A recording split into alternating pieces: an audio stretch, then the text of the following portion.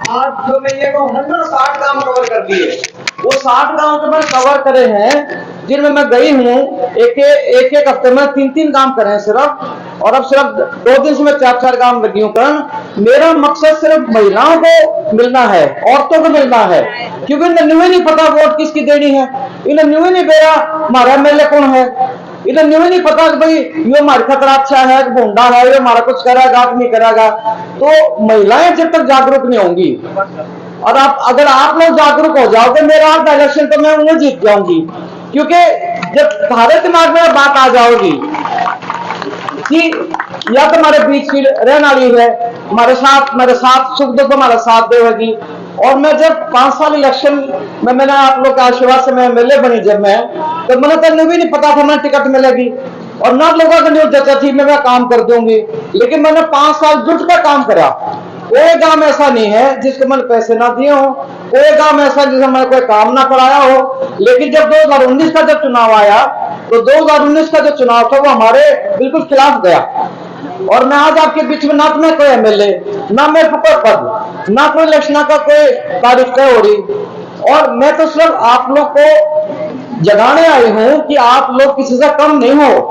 आप लोग अपने आप को समझो, अपनी ताकत को समझो। आज हम 50% महिलाओं को सरपंच का हक देते हैं, लेकिन क्योंकि हमारी सोच थोड़ी सी महिलाओं को पीछे रखने की है, महिला सरपंच बन भी जाए तो वह तो घूंघट में खड़ी पाओगी, और उसका जो घर वाला है वो आगे पाओगा कागज ली, अभी मैं हूं सरपंच, तो अब तो सरपंच पति कहा जाए वो। तो पढ़ी लिखी पंचायत का तो मतलब ही है कि भाई जो महिलाएं पढ़ी लिखी हैं, सरपंच बनी है, वो अपने हाथ में समझे, अपने काम में समझे, उन्हें पढ़े थोड़ा बहुत। अभी मेरा क्या जिम्मा है।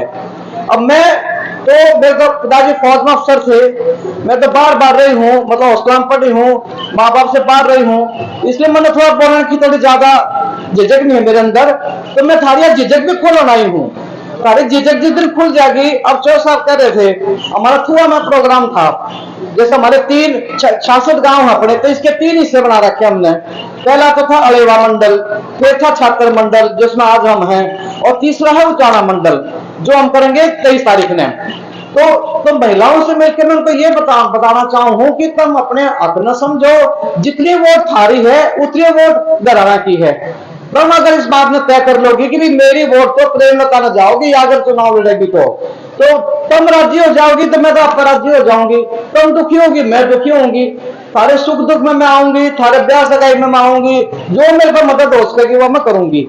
और जो 2019 का जो चुनाव था, यहाँ पे काफी पुरुष भी खड़े हैं, उनने दुष्यंत ने नारा दिया कि ईद का तो इस बीजेपी ने जमुना पार करा दो।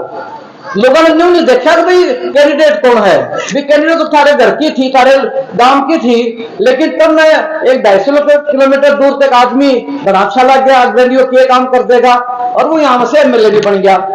तो तब ने तो मैं जमुना पार करा दी। महिलाओं का मैं कोई दोष नहीं देती, क्योंकि महिला ने बेरा ही नहीं। अभी हमने वोट किसकी देनी है, जो बड़े ने कह दिया वह तुमने दे दिया आगे जाके। तुम इस बात में न्यू समझो कि वोट देने का आदमी जीत भी इसका है, और वोट देने का आदमी हार भी इसका है। थारी एक वोट में जिता भी इसका है, थारी एक वोट में हारा भी इसका है। गांव तो छोटा हो चाहे बड़ा हो, चाहे वो 500 का गांव हो चाहे वो 15,000 का गांव हो, वोट की कीमत इतनी तो 15,000 के गांव की है, इतने 500 वाले गांव की है। यानी हर वोट अपना दर्जा रखा है। और आपकी वोट जिस दिन आपके दिमाग में बात आ जाओगी भी ये हमारी सुख दुख में हमारा साथ देगी, हमारे काम आओगी, हमने निशानी दिख रही खड़ी, हमारी खत दिया अच्छी है, तो ये बात है अच्छे बुरे की पहचान करना। तो मैं यह बात इसलिए कहूँ क्योंकि आज आप लोग काफी संख्या में यहाँ पे आए हैं। पिछली बार तो 4 साल में बोले कि इलेक्शन तो बन भी 15 लड़ लिए, लेकिन मेरे प्रोग्राम में तो कभी लुगाई आई है को नहीं, मगर मैं खुद महिला हूं, मैं मगर लुगाई मैंने इकट्ठी कर ली। तो ये जो महिलाओं का जो आना जाना है, इससे आप लोग का थोड़ा सा दिल भी खुलेगा, थोड़ी हिम्मत बढ़ेगी, और थोड़ा सा अपने लगेगा कि भाई हम किसी तो कम क्यों हैं। ये आपने देखा होगा लुगाई नाची भी, कई तरह के प्रोग्राम हुए, या कुर्सी वाला काम भी होया, सवाल जवाब भी हुए, तो स्वाद भी आया सब ने।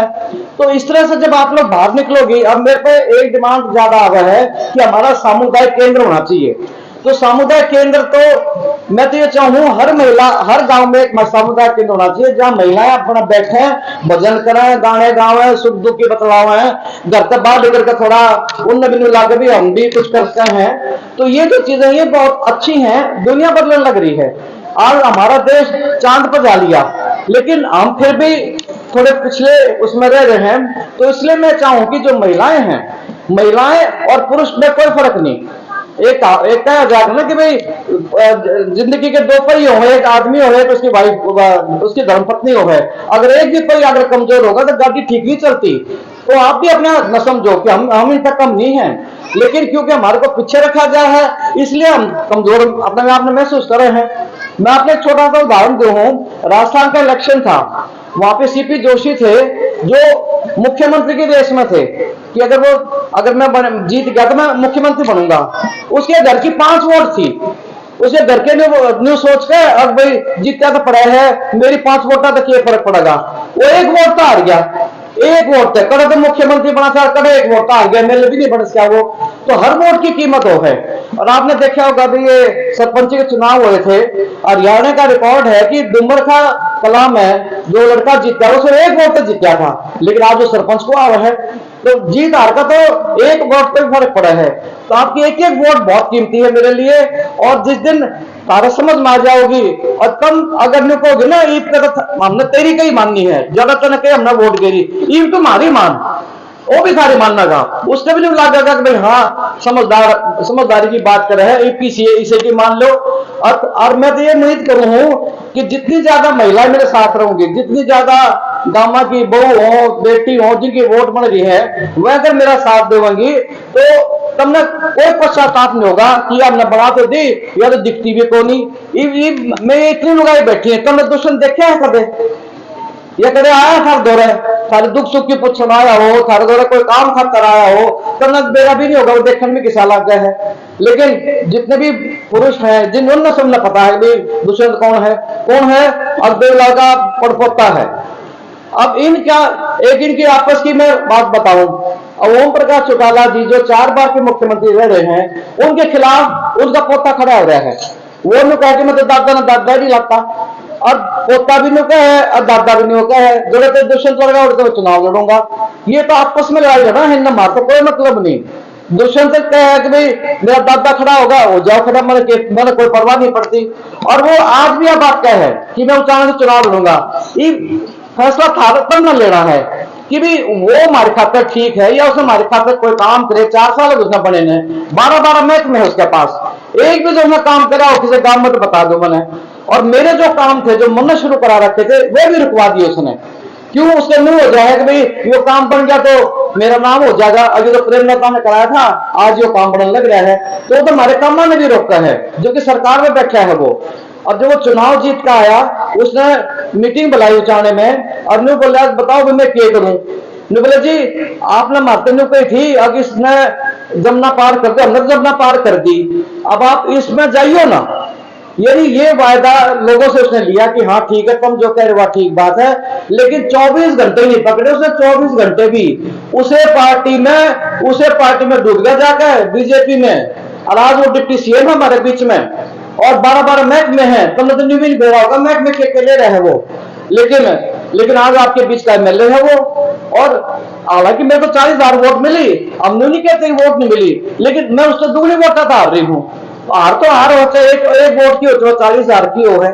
तो ये जो बात है मैं आप लोग को इसलिए मैं ये प्रोग्राम करूं ताकि आप लोगों को समझ में आवे कि कौन हमारे खातिर ठीक है, कौन हमारा सुख दुख हमारा साथ देगा, कौन हमारे मामले को काम पड़ेगा तो हम आगे बैठा पाओगा। तो ये जो सारी चीज है ये मैं आपने बताना चाहूँ थी। और एक और छोटा सा प्रोग्राम रह रहा है, धनात में बोलना नहीं चाहती क्योंकि अच्छा मजा आ रहा था, सब लुगाई भी हंसते थे, हम भी हंसते थे। तो एक रस्सा कस्सी का प्रोग्राम हो रहा है वो और करके फिर आप लोगों ने यहाँ खाना है। और उसके बाद एक हम बड़ा प्रोग्राम करेंगे जिसमें अपना पूरे जाने मेरे 4 काम हो रहे हैं, वो 17 मेरे पूरे हो जाओगे। और 23 तारीख को हम बड़ा प्रोग्राम करेंगे उचाने का, जिससे जो आज गोगड़िया में करे है ना, उचाने में करेंगे अगला। उसके बाद पूरे हल्के का महिलाओं को बुलाऊंगी मैं, सिर्फ महिलाओं को, ताकि और नहीं पता लगे कि उचाने की जो महिलाएं हैं वो किसी से कम नहीं है, बेशक हम घूंघट में हैं। और आज की लड़कियां तो क्या नहीं करती, अब आपने देखा होगा कितनी हमारी महिलाएं अफसर हैं यहाँ पे जिन्होंने अपनी बात रखी। यानी मैं तो ये बताना चाहूँ कि भाई 5-6 महिलाएं तो अफसर हैं जिन्होंने आपको कई बातों के बारे में बताया। किसी ने पेंशन के बारे में बताया, किसी ने आधार कार्ड के बारे में बताया, किसी ने परिवार के बारे में बताया। तो इस तरह की जो चीजें हैं ये पढ़ी लिखी महिलाएं हैं। पढ़ी लिखी महिलाओं को बोलना भी आवा है, समझना भी आवा है और समझाना भी आवा है। लेकिन हमारे यहाँ क्योंकि शिक्षा की थोड़ी कमी है और इसीलिए मैंने तो कोशिश ये करी थी कि ज्यादा से ज्यादा स्कूल खोलो हमारे। उसमें पूरे जींद जिले में सिर्फ एक स्कूल आना था, केंद्रीय विद्यालय, वो भी मैं उचाने में लेकर आई जो हमने बुढ़ान में खुलवाया। ये तो रामराय में था, लेकिन रामराय में कोई झगड़ा पड़ गया जमीन का और वहां पे बना नहीं था। मैं डीसी ने मिली, मैं बोली माँ जी और रामराय में स्कूल तो बनता नहीं, ये हमने उचाने में दे दो। बोले जी आप कोशिश कर लो। मैंने कोशिश करी, मेरा स्कूल बन गया। इसी तरह अलेवा में जब मैंने कॉलेज बनवाया, क्योंकि महाराज राजीव गांधी कॉलेज बन लिया था उचाने में, मगर अलेवा भी बहुत बड़ा काम है, वहां पे भी कॉलेज बनना चाहिए। 2.5 साल में हमारा कॉलेज बनकर तैयार हो गया। तो मेरे को मिले थे 2 कॉलेज। मुख्यमंत्री का टेलीफोन आया, कहने लगा जी एक और हमने कॉलेज देना है, तो कहां पे देना है? ये कहने जी प्रेमलता बताओगी, क्योंकि वह एमएलए थी 2014 से 19 में। तो मेरे को टेलीफोन दे दिया मुख्यमंत्री से बात करने के लिए। तो मैं बोली जी मैं छात्र में बना दो। जो तो वो मुख्यमंत्री भी थोड़ा हंस पड़ा। बोला जी आपने पता वहां पे कितनी वोटों से आ रहे हो, मगर अगर वो गलती करे हैं तो वह गलती मैं नहीं दोहराना चाहती। अगर मैं उनके सोच में अगर कोई मतलब कमी है तो वह कमी मैं नहीं करना चाहती। हरियाणा के 10 बड़े गांवों में से एक गांव आवा छात्र, और कॉलेज बनेगा तो छात्र में ही बनेगा। और वो छात्र में फिर बनना शुरू होया। लेकिन आज मैंने पता करा, मैं कभी छात्र का कॉलेज कितना बन गया, बोले जी एक कमरा भी नहीं बना। क्यों? बनतोरा दुष्यंत डिप्टी सीएम और तो जीत रहे हैं और उसने अफसर के कही और छात्र का कैंसिल करके इसने और कितना बनवा दो।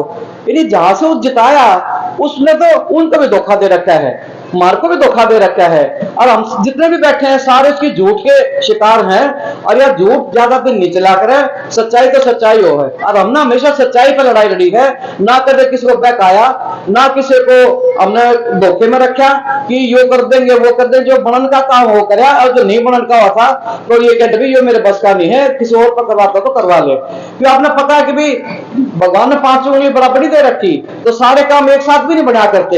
लेकिन लोगों में सब्र होना चाहिए कि आज मेरा काम बन गया, कल दूसरे का बन जाएगा, फिर किसी और का बन जाएगा, नहीं वो होया करे। और इलेक्शन तो आते जाते रहे हैं। हम अगर इलेक्शन में खड़े हैं, हम सिर्फ थारी सेवा खातिर खड़े हैं, हमारा अपना कोई मतलब, हमारा अपना कोई स्वार्थ नहीं इसके अंदर। अगर हम मैं भी 70 तो ऊपर क्यों रही हूँ, 75 टप रहे हैं, लेकिन फिर भी हमारे नहीं रहे कि भाई उचाने के हम क्या कर दें। लेकिन उचाने के लोगों ने हमारे को कई बार छोड़ा। इस बात का मैंने बहुत दुख है। और उसका भी मैं आपने बता दूं, ओम प्रकाश चौटाला यहाँ से 5 साल में ले रहा, मेरा तब ना अभी चौटाला साहब यहाँ से 5 साल में ले लिया। उसका कोई काम में बता दो कि उसने क्या काम कराया उचाने में। यहाँ से बादशिंह छात्र भी रह लिया, हालांकि वो स्वर्गीय हो चुके हैं, लेकिन वो भी 5 साल रह लिए, वो कोई काम बता दो। फिर अपना सिंधु का नंबरदार रह लिया, जयसराज नंबरदार, इसका बता दो। अयुब दुष्यंत हमारे बीच में है, और सुबह सिंह पुनिया जी भी रह लिए 5 साल ना, वो तो बाई इलेक्शन में जीते थे, तो वो भी रह लिए 3-3.5 साल। यदि 20-25 साल तो उन एमएलओ के बीच में है जिनका आपका न्यू भी नहीं भेजा, हमारे का एमएलए भी रहे हैं। तो इस तरह के जो लोग हैं ये सब बताना हुए हैं, इनकी बताई में मताइयों में दिया कहना चाहूँ, क्योंकि इलेक्शन तो आते जाते रहे हैं। एक साल पर बाद फिर इलेक्शन आ जाओगे। अब आपने देखा होगा आज की तारीख में दुनिया में हिंदुस्तान का नाम बहुत तमीज इज्जत से लिया जावा है। जहां जहां भी ये प्रधानमंत्री जावा है, हाथों हाथ लोग ले हुए हैं। और दिल्ली में तो आपने पता होगा कि बड़ा भारी, यानी दुनिया के बड़े बड़े देशों से बड़े बड़े लोग आए हुए हैं, जो 2 दिन के लिए उनका प्रोग्राम है। तो इससे देश की इज्जत बढ़े है। आप लोगों को शायद नहीं भी पता होगा, टीवी तो बहुत लोग देखते भी होंगे। लेकिन मैं तो एक बात कहना चाहूँ, चुनाव जब आवेंगे बहुत बकाल खातर लोग आवेंगे, मेरे झूठ बोल लेंगे। कोई तो कहेगा ये दुष्यंत ने क्या कही थी, 5100 पेंशन दूंगा, 5100 के फिवा ताई चंद्रो के 5100 दादा के। उस टाइम तो 2000 का नोट चल करता, अब 2000 के 4 लाल लाल नोट और 100 रुपए के 2 नीले नोट, और बादशाह कर जाएगा। लोगों ने खूब ताली बजाई, मिल गए 5000 रुपए किसी ने, एक ने भी जब मिल गया तो मैंने बता दो। उसका चाचा क्या है, अब मैं 8000 कर दूंगा। अपनी पार्टी का इकलौता एमएलए है वो, एक एमएलए सिर्फ बेचौकाला, वो 8,000 की कह है, करते देते 8,000, वो 6,000 कह है, यानी मेरी झूठ बोल लेंगे ये।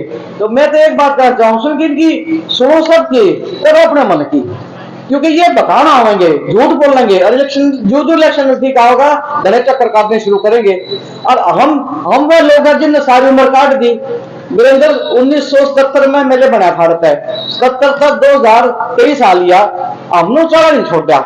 बहुत कई लोगों ने अगर जी उचाड़ा न आप हराओ, आप उचाड़ा अपना हरा दे है, आप रोहतक का नहीं आ जाओ, आप तो रोहतक में पैदा हुए हो, जो छोकरा में रोहतक के थे, और आपके नाना चलते तो बहुत बड़े बड़े काम कर रखे हैं, लेकिन इन्होंने बोले ना भाई मेरा गांव डूमर था, मैं डूमर के जितने भी मेरे भाई बहन है सारे मेरे अपने हैं, मैं तो लड़ूंगा भी आड़े, मरूंगा भी आड़े, जीऊंगा भी आड़े। तो हम तो उस तरह के लोग हैं। लेकिन आप लोगों को बात समझनी पड़ेगी कि कौन हमारा अपना है। तो ये तो चीजें है, ये मैं थोड़ी सी आपने बताना चाहूँ थी, क्योंकि चुनाव तो आते जाते रहे हैं, तो कोई जीतता है कोई हारा है, लेकिन हारने का जो दुख हो है ना, वो ज्यादा हो है, क्योंकि आदमी काम रुक जावे हैं। जो आदमी ने काम सोच रखे हो है, अब मैं बागड़ा का पानी लेकर आई, कम से कम 18-19 गांव में लेकर आई थी पानी में, मेरे न्यू था मगा काम करे हैं, अब ये बात जीतूंगी पैसे के काम में पानी ले आऊंगी मैं, लेकिन मुन्ना के बिरा था मेरी ऐसी मुट्ठी मारेंगे कि मैं जमा हरा देंगे, और वो भी बहुत बुरी तरह हारी मैं, तो वो मन के मन में रहेगी। और अभी भी मेरे मन में है, क्योंकि अब मैं जिन जिन गांवों में जाऊं ना, वहां 3-4 चीज मोटी मोटी सुनने मिला है। अब जी पानी बिना मर गए, खारा पानी है, गंदा पानी है, कैंसर के मरीज होने लग गए। और एक और बात बताऊं आपने, भूतपूर्व में जो मेडिकल कॉलेज लग रहा बनने, ये भी हमारी मेहनत से आया है, क्योंकि नड्डा साहब उस समय स्वास्थ्य मंत्री थे, और उनकी वाइफ, उनकी बीवी के साथ मेरे अच्छे ताल्लुकात थे। मैं उनकी बीवी को मिली, मैं बोली जी, मैं कहा मेरे को नड्डा साहब से मिलना है, कह लगे जी मिल लो, घर बैठे हैं। मैं घर चली गई, इब लुगाई की दौड़ तो चूल्हे तक हो है। तो मैं नड्डा साहब से मिली, मैं बोली मैं देखो जी सब जगह मेडिकल कॉलेज बन रहे हैं, हमारे जींद जिले में कोई मेडिकल कॉलेज नहीं। कोई आदमी बीमार हो जावे है तो या तो वो हिसार भाग जाएगा, आदमी हिसार ज्यादा जान लगे, क्योंकि हिसार में अस्पताल है, जिंदल भी है, सर्वोदय भी है, और भी 3-4 अस्पताल है। और अगर जॉब मिल जा वो मैदानता भाग जाएगा, गुड़गांव में मैदानता तो जॉब मिल जा, चंडीगढ़ भाग जाएगा पीजीआई में। तो मैं कहा 2 महीने धक्के खा खा के ये तो खाली हाथ का रहा होगा, और ना तो इतने रुपया तो कब्जा है वो कि सारी उम्र उसके रुपये नहीं करते। तो ये जो चीज है, तो मैंने कहा जी हमारा, हम भी इंसान है, हमारा ना तो कोई डॉक्टर, ना हमारे कोई बड़े अस्पताल, ना हमारा कोई बालक डॉक्टर बन सकता, क्यों कोई कॉलेज को नहीं आ रहा है। तब ये मंजूर हुआ था कि भी जींद जिले में हम एक मेडिकल कॉलेज बनाएंगे। तो मेरी कोशिश नहीं होती कि मैं उसको चाहने में लेकर आती, लेकिन जब दिल्ली से सर्वे करने वाले आए, वो बोले जी जींद से उचाड़ा दूर बहुत पड़ा है, हम इतना ज्यादा दूर कॉलेज बना नहीं सकते, तो मतलब कोई नहीं जींद जिले में बना दो। फिर भोजपुर में इसका फैसला हुआ। और 2018 में जब कैप्टन मन्नू यहाँ से हमारे वित्त मंत्री थे, 250 करोड़ रुपए मंजूर हुए थे मेरे टाइम में, जब मैं एमएलए थी, 250 करोड़ रुपए मंजूर हुए। उसके बाद उसका नक्शा बना, आज वो नक्शा बनकर हमारा भोजपुर का मेडिकल कॉलेज तैयार होने लग रहा है। आपने भी देखा होगा, हरियाणा में पहला ऐसा मेडिकल कॉलेज है जो 22 मंजिल का बनने लग रहा है। 22 मंजिल का बनेगा, बड़े बड़े डॉक्टर आएंगे, हमारे भी जो घर में कोई बीमार हो जाए बढ़िया डॉक्टर पाओगा, बढ़िया इलाज होगा। और अब तक हमारे बालक कोई विदेशा में जा रहा है, कोई धरती बेचा है, कोई नशा कर रहा है, फिर हमारे बालक भी डॉक्टर बनेंगे, हमारे बालक और कोई पढ़ाई करेंगे। और हमने इसीलिए नर्सिंग कॉलेज खोला लड़कियों के लिए, ताकि यहाँ से जो लड़कियां पढ़ के जाएं। अभी आपने जो लड़की आपको बता रही थी कि डिप्रेशन के चीज हो है, मतलब दुख के चीज हो है, वह हमारे नर्सिंग कॉलेज की पढ़ी हुई लड़की है, और आज वह जींद अस्पताल में लग रही है। तो हमारे कॉलेज की पढ़ी लड़कियां कम से कम 2018 में 70-75 लड़कियां लगी थी। और आज भी हमारा जो पढ़ाई का ग्राफ सबसे ज्यादा अगर डिमांड है तो हमारे नर्सिंग कॉलेज की है। तो हम तो नहीं सोचते भी छोरी पढ़ें लिखें, क्यों आज लड़कियां किसी से कम नहीं है, चाहे वो फौज हो, चाहे वो नौकरी हो, चाहे वो मंत्री बनना हो, चाहे मुख्यमंत्री बनना हो, चाहे वो कोई भी नौकरी, कोई भी चीज हो, आजकल लुआई किसी से कम नहीं रह रही। तो ये बात मैं आपने जवाब, जैसे आपने देखा होगा ये 3 लड़कियां हमारे बीच में खड़ी थी, ये हमारे कोच साहब के स्कूल से पढ़ी हुई हैं, और ये आज सरकारी नौकरियों में लगी तीनों लड़कियां। एक तो हमारे डुमर खे की है, बल्कि चो साहब कल वहां चाय पीने भी गए थे। ये नाम चौधरी का आरजू थी ना, भी आरजू थी ना, हाँ ये आरजू। आइए बेटा, तुम तीनों लगी होगी ना जॉब पे, तो एक दिन होता है कि मैंने ये लड़की अभी सेलेक्ट हुई है कौन सी नौकरी में? एसएसबी फुल फॉर्म बता दी। सशस्त्र सेना बल पुलिस में लगी है यार, देख लो कितनी छोटी उम्र की लड़की है। तो यानी हमारे बच्चे अगर पढ़ने लिखेंगे तो हमारा टैलेंट की कोई कमी नहीं है, बहुत हमारे बच्चे आगे जा सकते हैं। इसी तरह मेरे तक याद है पेगा में 2 लड़कियां जमा छोटी छोटी तैराई में फर्स्ट सेकंड आई में, जबकि आड़ा कोई स्विमिंग पूल नहीं है, आड़ा कोई तैरने की कोई जगह को नहीं, जोड़ में तुम्हें नहीं कूद सकती, छोरी छोरे तो बेशक कूदले हैं। तो ये जो चीज है, तो लड़कियां अगर मेहनत करें तो सब कुछ कर सकते हैं। उसी तरह मैं आपने ये बताऊं कि तुम किसी तक कम नहीं हो, अपने हक न समझो, अपने अधिकार न समझो। और मैं तो बस यह चाहूं कि जब अगला चुनाव आवे जो साबिन कह दें कि भाई ईद का प्रेमलता ने काम करा है, सारी लोग इकट्ठी भी कर दी इसने और इसका चुनाव में जिता भी दी। आप लोग का बहुत बहुत धन्यवाद।